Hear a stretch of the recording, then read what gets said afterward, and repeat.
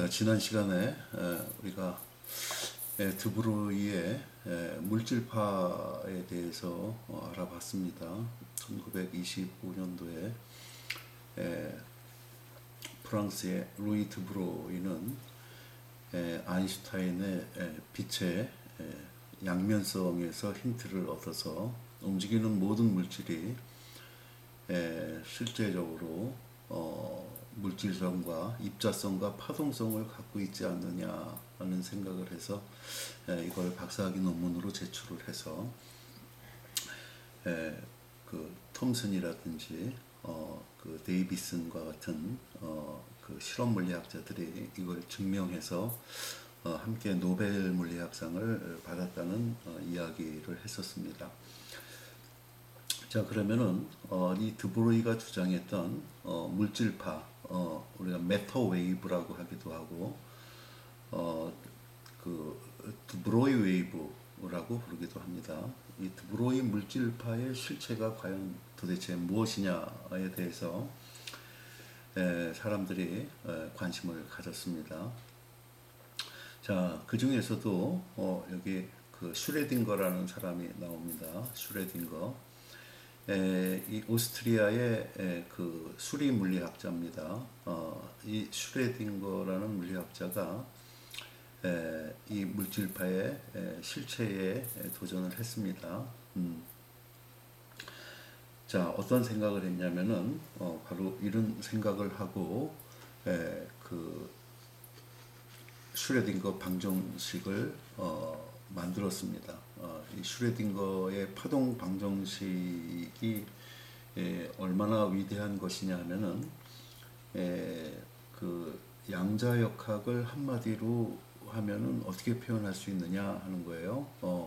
바로 슈레딩거 파동 방정식을 푸는 행위가 양자역학입니다. 즉 슈레딩거 파동 방정식을 풀게 되면은 거기서 입자의 모든 정보를 우리가 얻어낼 수 있다는 겁니다. 자, 그래서 우리 책에는 슈레딩거 파동 방정식이 안 나와 있어요.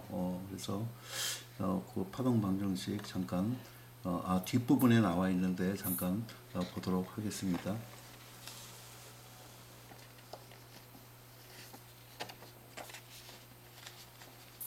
자, 이게 슈레딩거 파동 방정식입니다. 그 2000미분 방정식입니다.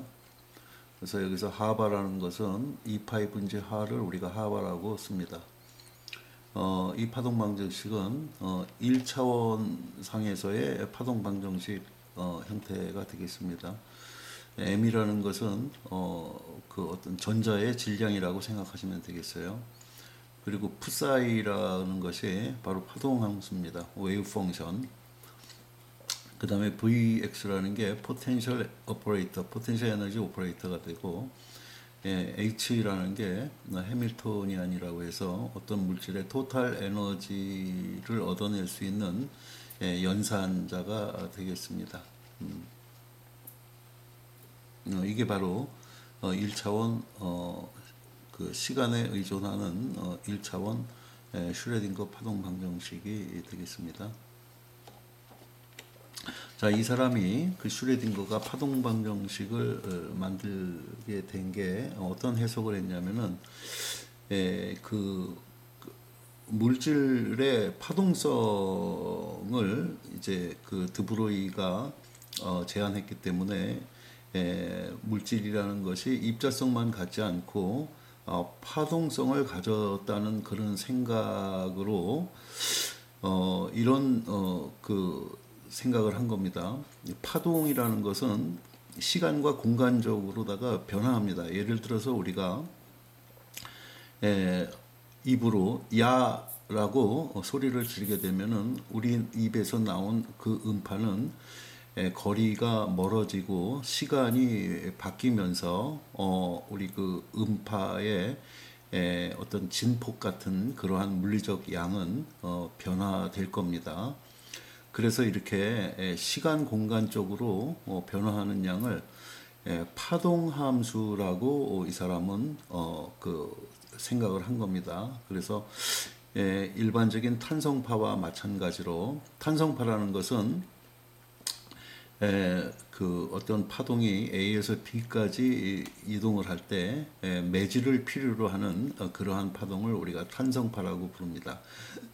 이 탄성파와 마찬가지로 드브로이가 제안한 물질파도 파동 방정식을 만족시켜야 된다는 것을 슈레딩거가 제안을 했습니다. 그래서 그 제안을 자기가 그 제안한 그 파동 함수에 대한 방정식을 이렇게 맨 위의 식으로다가 만들어 낸 겁니다. 이거는 그 고전적인 물리학에서의 파동 방정식하고 좀 다른 그러한 형태가 되겠습니다. 자, 그런데 나중에 밑에 줄 보세요. 독일의 막스 보른이라는 물리학자는 이 슈레딩거 파동 방정식에 확률이라는 물리적 의미를 부여를 해서 옳은 해석을 이끌어냈습니다. 자, 이 확률이라는 것은 불확정성 원리와 잘 어울리는 그러한 개념이 되겠습니다. 자, 맨 밑에 있는 식은 어떤 의미냐 하면은 그 x축상에서 움직이고 있는 어떤 물질을 마이너스 무한대부터 플러스 무한대까지 적분을 해주는 거예요. 파동 함수를 제곱한 값을 마이너스 무한대부터 플러스 무한대까지 적분을 해주면은 이 값은 반드시 1이 되어야 된다는 거예요. 이것은 무슨 뜻이냐면은 반드시 마이너스 무한대부터 플러스 무한대 사이에 입자가 존재한다는 이야기입니다. 1이라는 것은 100%를 의미하는 겁니다.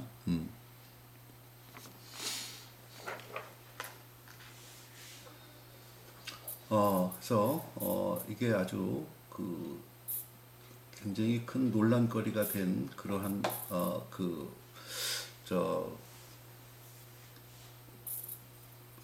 슈레딩거 파동 방정식입니다. 자, 이게 바로 파동 함수를 제곱하면은 t라는 시간에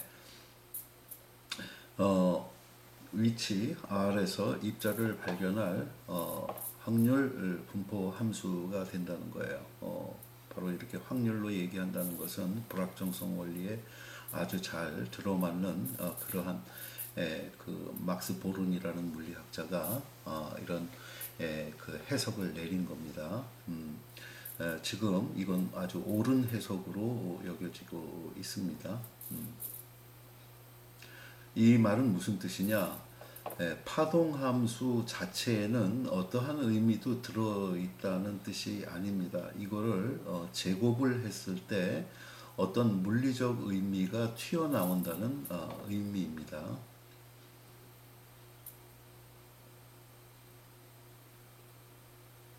자, 핵으로부터 R인 위치에 전자가 있습니다.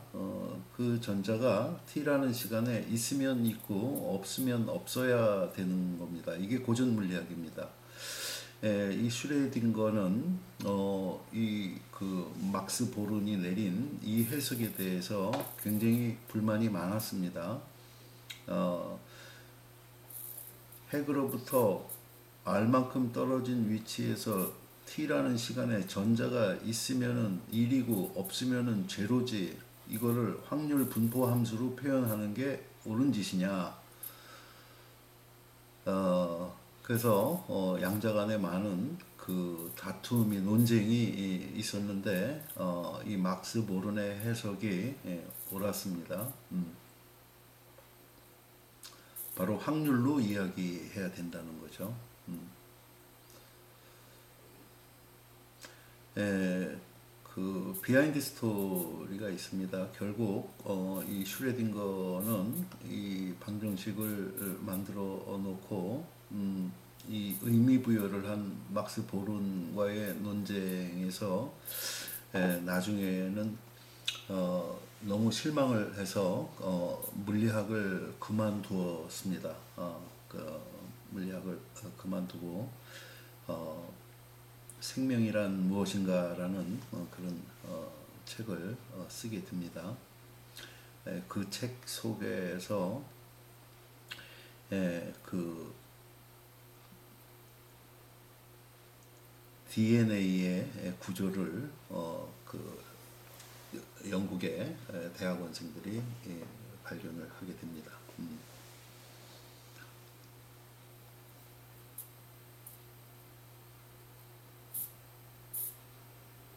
자, 여기 그림이 재미있는 그림이 있습니다. 이게 뭐냐면은 우리 그 앞에서 그 보의 수소 원자 모형에 대해서 알아봤습니다. 자, N=1일 때를 우리가 바닥 상태라고 했었습니다. 자, 이게 바닥 상태에 있을 때 그 수소 전자가 어디에 있는가를 이렇게 색깔로다가 표현해 놓은 겁니다. 이렇게 뿌옇게 칠해 놓은 것은 그 90%가 그 발견될 수 있는 확률을 이렇게 검게 이렇게 칠해 놓은 겁니다. 자, 그 수소 전자가 그라운드 스테이트 마이너스 13.6 일렉트론 볼트의 에너지를 갖고 있을 때는 여기 보면은 거리가 있습니다. 여기 A0가 보호 반경이라고 해서 0.53 옹스트롱이라고 했습니다. 즉 0.53 옹스트롱 여기가 0.53 옹스트롱 정도 되는 지역입니다. 그래서 이렇게 내려보면은 보호 반경 내에서 0.53 옹스트롱 이내에서 전자들이 이렇게 대부분 발견된다는 것을 이렇게 색깔로다가 보여주고 있습니다. 자, 이 두 번째 그림은 뭐냐면은, 자, 전자가 그라운드 상태에 있을 때는 여기서 발견이 되는데, 첫 번째 들뜬 상태, first excited state가 되었을 때, 즉, 마이너스 3.4 일렉트론 볼트의 에너지를 가져갖고 들떠 있을 때는 전자가 어디서 발견이 되냐면은 핵 주변의 요 가까운 영역에서 발견되기도 하고 이렇게 멀리 떨어진 이 지점에서도 발견되기도 한다는 겁니다. 여기 하얗게 표시된 이 영역은 전자가 물질로서 발견돼서는 안 되는 그 지역입니다. 여기가 그래서 이걸 마디점이라고 해요. 노들 포인트라고 부릅니다. 즉 흰색으로 칠해진 부분은 전자가 발견되어서는 안 되는 그러한 영역이 되겠습니다. 자, 이것은 뭐냐면은 이제 그 두 번째 excited state, 즉 수소 전자가 마이너스 1.5 일렉트론 볼트를 가졌을 때 전자들이 발견되는 영역을 요 가운데는 지금 핵이 위치하고 있는 겁니다. 수소 핵, 즉 양성자가 위치하고 있는 지역이에요. 요 가운데는. 자, 두 번째 excited state인, 즉 전자가 마이너스 1.5 일렉트론 볼트의 에너지를 가졌을 때는 어디서 발견되느냐? 바로 이 핵 주변에 가까이서 발견되기도 하고, 이 지점에서 발견되기도 하고, 이 지점에서 발견되기도 한다는 것을 이 그 명암의 무늬로다가 이렇게 표현한 겁니다. 그래서 여기서는 노들 포인트가 지금 두 군데서 이렇게 나타난다는 것을 보이고 있습니다. 자, 그럼 여기 있던 전자가 어떻게 해서 여기서 발견될 수 있겠느냐 하는 거예요. 여기는 전자가 절대로 존재해서는, 물질로 존재해서는 안 되는 영역인데 어떻게 이 녀석이 여기서 이쪽으로 점프해서 나가서 이 영역에서 또 발견될 수 있느냐 하는 겁니다. 생각해 보십시오.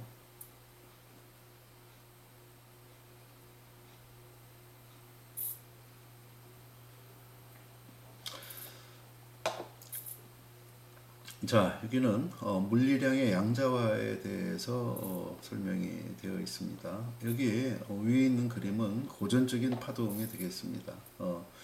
자, 여기 줄 시작이 하는 부분이 있고 여기 줄 끝이 있는 부분이 있습니다.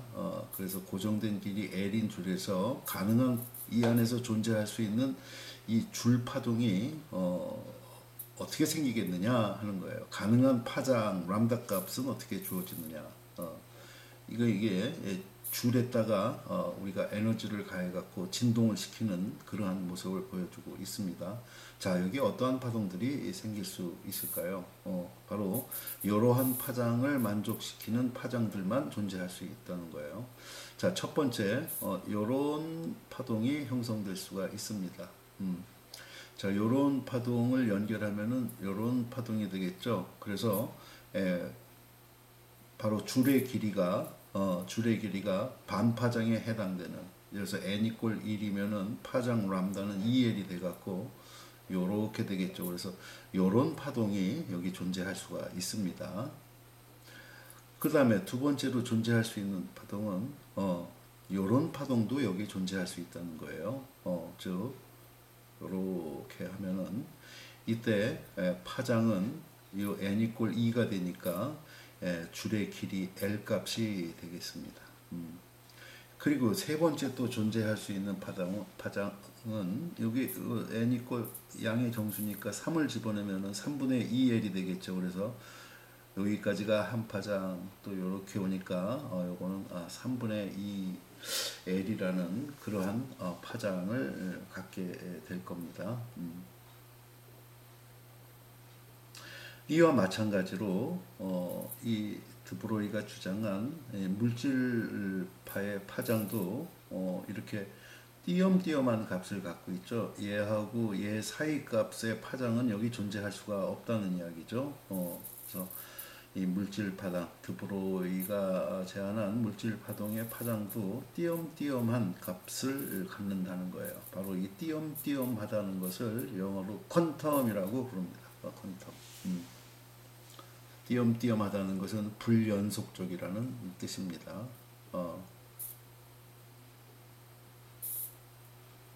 그래서 자, 이 원자 세계, 즉 미시 세계로 들어가 봤더니 우리가 알고 있었던 물리량들이 전부 이렇게 양자화 되더라는 것을 밝혔습니다.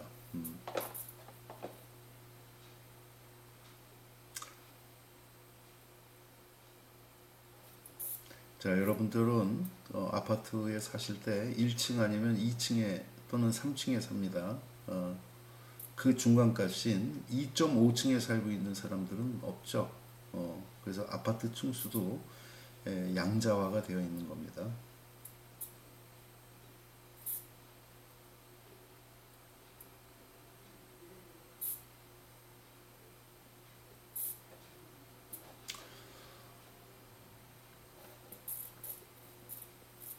자, 이 슈레딩거가 이제 그 물리학계를 떠나기 전에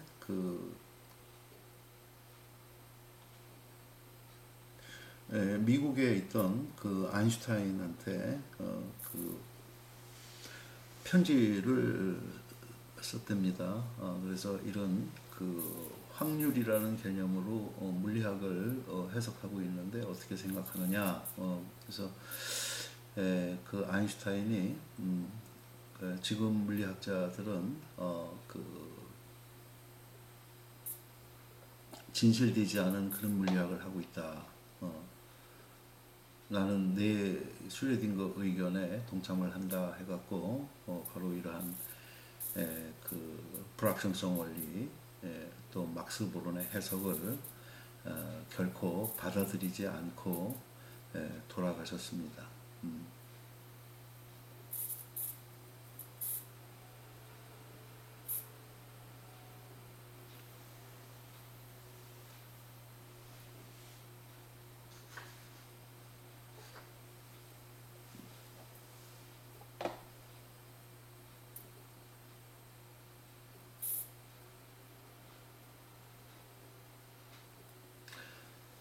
자, 다음이 하이젠베르그의 불확정성 원리입니다. 자, 하이젠베르크는 독일 물리학자입니다. 사실 그 1900년부터 1930년까지를 우리가 물리학을 뒤흔든 30년이라고 부르는데 이 독일에서 아주 위대한 업적들이 굉장히 많이 나왔습니다. 자, 이 하이젠베르크의 불확정성 원리가 뭐냐 하는 거예요. 우리가 지금 불확실성의 시대에 살고 있다고 부릅니다. 자, 우리 내일 만납시다 이랬을 때 그거는 굉장히 확정적이지 못하다는 거죠. 만날 수도 있고 또 한 사람이 죽어버리게 되면은 만날 수가 없겠죠. 뭐 그런 의미는 아닙니다만, 자, 물리학에서의 이 불확정성 원리는 뭐냐면은 입자의 위치와 속력을 측정하는데 동시에 측정하는 것이 중요합니다. 이 정보라는 것이 그렇죠. 한쪽 정보를 알고 한쪽 정보를 늦게 알면은 그것은 정보의 효력이 떨어지는 거죠. 그래서 그 입자의 위치와 속력을 동시에 측정하는 것은 자연 속성상 근본적으로 불가능하다는 겁니다.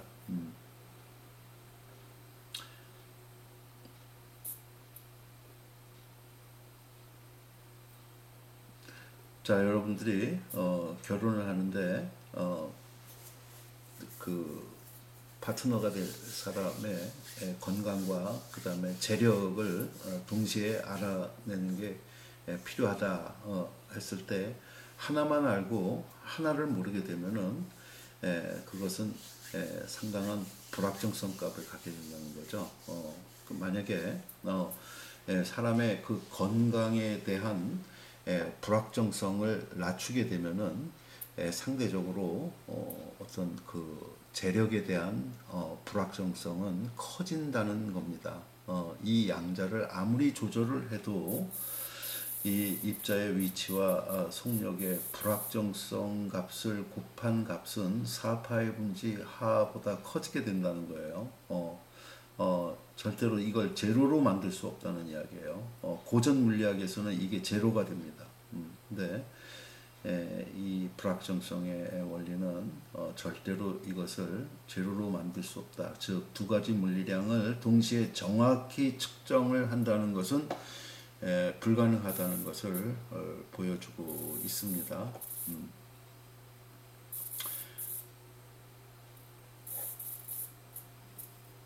자, 이 수식이 바로 불확정성 원리를 나타내는 아주 간결한 표현식입니다. 어떤 물질의 위치의 불확정성 곱하기 운동량, P는 운동량이죠. 운동량은 질량 곱하기 속력이죠. 그래서 여기서 위치와 속력을 동시에 측정하는 것을 다른 말로 표현하면은 위치와 운동량을 동시에 측정하는 것은 이렇게 바꿔도 된다는 거예요. 그래서 이게 운동량 측정의 불확정 값이 됩니다. 이 값을 아무리 우리가 잘 조정을 해도 절대로 0으로 만들 수는 없고 4파의 분지 하보다 큰 이러한 불확정성 값을 갖게 된다는 이야기입니다. 자, 그 다음에 이거와 똑같은 표현이 이겁니다. 이 델타 E는 뭐냐면은 에너지 측정에 대한 불확정 값입니다. 그리고 델타 T는 그 시간 측정에 대한 불확정 값이에요. 자, 앞에서 잠깐 설명을 드렸습니다. 이 바닥 상태에 있는 전자를 갖다가 에너지를 가해 갖고 그 에너지가 높은 상태로다가 그 익사이팅을 시켜주면은 그 에너지 준위에 잠깐 머물렀다가 원래의 바닥 상태로 떨어지는데 여기 머물러 있을 때의 시간이 어느 정도 되냐면은 약 10의 마이너스 10승초 정도 된다는 거예요. 즉 10의 마이너스 10승초 정도 머물러 있을 바로 이때 이 녀석의 에너지를 측정한다는 거예요. 그러면은 그게 굉장히 짧은 시간이죠. 그렇기 때문에 이때 이 에너지 측정에 대한 불확정도가 발생한다는 이야기입니다. 그래서 이게 제로가 아니고 4파의 분지 하보다 큰 값의 불확정 값을 갖게 된다는 이야기입니다.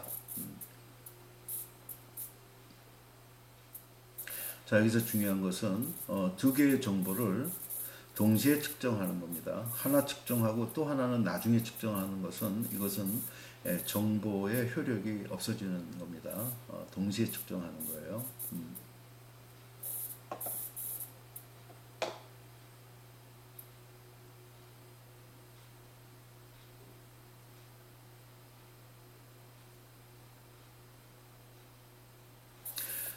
자, 이게 나오기 전에는 양자역학이 나오기 전에는 절대 영도에서 그 물체는 정지해 있는 줄 알았는데 그렇지 않다는 것이 확인이 됐습니다.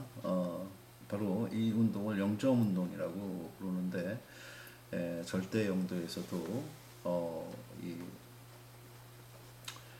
그 원자들은 진동 운동을 하고 있다는 것을 알아냈습니다.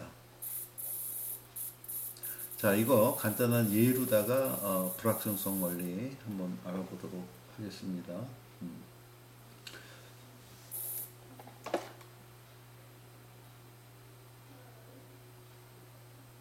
자, 버스가 있습니다. 버스가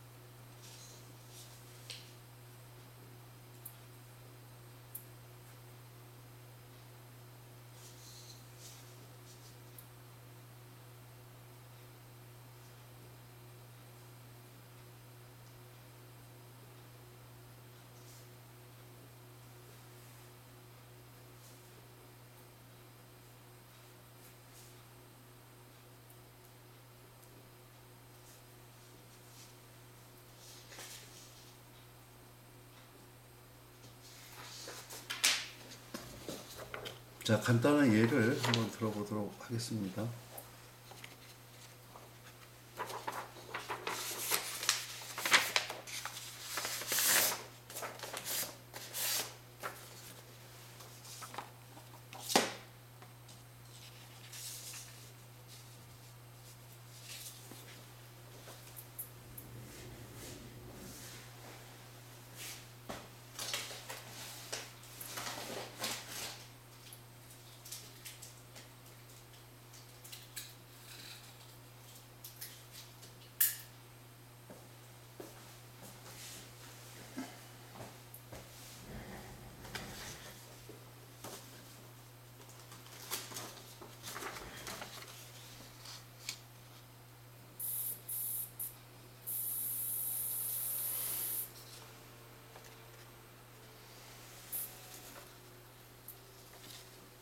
죄송합니다.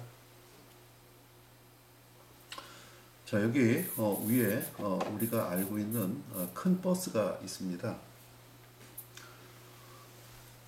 그리고 여기는 전자버스가 있습니다. 이 전자버스는 굉장히 작은 버스죠. 약 9.1 곱하기 10의 마이너스 31승 킬로그램을 갖고 있는 전자버스입니다. 자, 이 우리가 타고 다니는 이 고속버스 경우에 1m/s로다가 움직인다고 가정을 해봅시다. 그러면은 t = 0일 때는 이 출발점에 있지만은 1m/s니까 10초가 지나면은 10m 지점에 가 있을 거라는 걸 우리는 예측할 수가 있습니다. 그래서 고전 물리학은 초기 조건을 알게 되면은 그 물질의 나중 상태를 정확하게 알 수가 있습니다. 즉 불확정성 원리를 따르지 않습니다. 고전 물리학은. 자, t = 0일 때 이 지점에 있던 고속버스는 분명히 10초가 지나면은 10m 지점에서 관측이 될 겁니다. 그렇죠? 그래서 10m, 10초 후에 이 물체는 10m 지점에 있고 이 녀석의 속도는 플러스 x축으로 1m/s라는 것을 명확하게 알기 때문에 이 불확정 값은 제로가 됩니다. 그래서 델타 x 곱하기 델타 p 해주게 되면은 제로가 됩니다.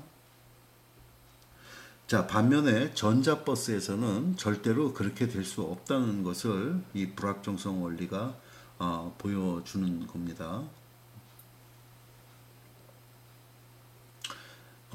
사실은 양자역학을 대표하는 원리가 불확정성 원리입니다. 하이젠베르크의.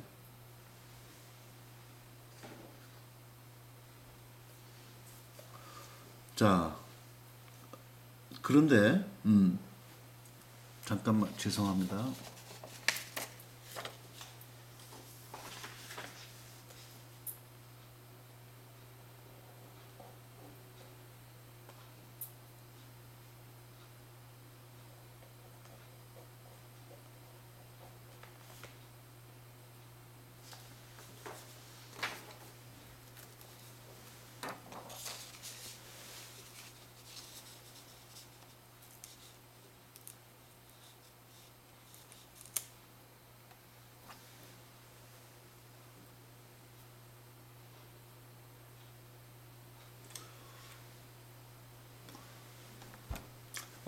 이 불확정성 원리로 하이젠베르크도 노벨 물리학상을 받게 됩니다. 그리고 이 하이젠베르크는 제2차 세계대전 때 결국 일본이 패망하면서 제2차 세계대전이 종식이 됐는데 일본을 패망시킨 것이 이제 원자폭탄이었습니다. 미국에서 원자폭탄을 갖다가 만들기 시작했을 때가 1943년인데 맨하탄 프로젝트를 통해서 원자폭탄을 만들었습니다. 그때 수장이 그때 맨하탄 프로젝트의 리더가 유태인인 물리학자 로버트 오펜하이머였습니다. 그런데 반면에 이 독일에서도 당시에 원자폭탄을 개발하고 있었대요. 그때 수장이 리더가 누구였었냐면은 바로 하이젠베르크였다고 합니다. 근데 독일의 물리학이 굉장히 발전을 해 있었음에도 불구하고 이상하게도 독일에서의 원자폭탄 개발 계획에서 중요할 때마다 예기치 않은 그런 폭발 사고들이 발생을 했었대요. 그래서 결국은 이제 먼저 미국에서 이 원자탄을 만들어서 제2차 세계대전이 종식이 된 겁니다. 독일에서의 원자탄 개발 계획의 리더가 바로 하이젠베르크였습니다. 자, 여기서 우리가 타는 고속버스가 1m/s로 지금 플러스 x축으로 움직이고 있습니다. 자, 이거는 고전 물리학에 의해 갖고 10초 후에는 10m 지점에 이 고속버스가 정확하게 위치하고 있다는 것을 알게 됩니다. 자, 그런데 이제 이 관측을 우리가 어떤 조건을 가해주고 달리하는 겁니다. 즉, 지금 고속버스부터 이 10m 지점까지가 밝은 상태가 아니고 어두운 암실 속에서 이 실험을 진행하는 겁니다. 이 실험도 어둠 속에서 진행을 할 거예요. 자, t=0인 지점에 암실 속에서 고속버스가 1m/s로 출발을 했습니다. 자, 10초가 지나면은 여기 있을 텐데, 그리고 5초가 지나면은 5m 지점에 있을 겁니다. 그런데 5m 5초 후에 5m 지점에 있는가